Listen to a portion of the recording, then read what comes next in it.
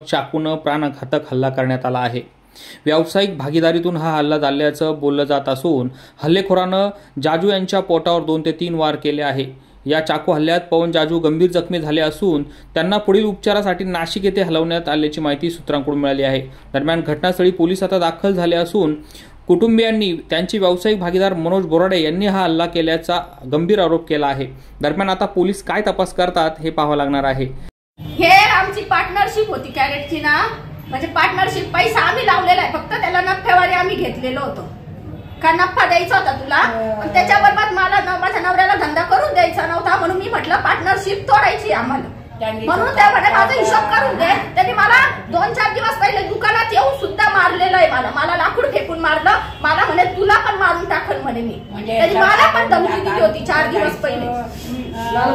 काय नाव आहे त्याचं? मनोज बोराडे। किती जण आलेले होते? एकटाच होता तो, आत्ताच। कशाने वार केला?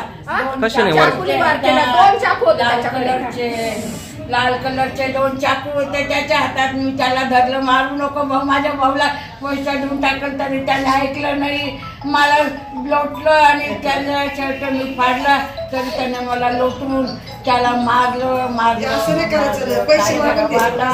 कुणाकडे काय मागावं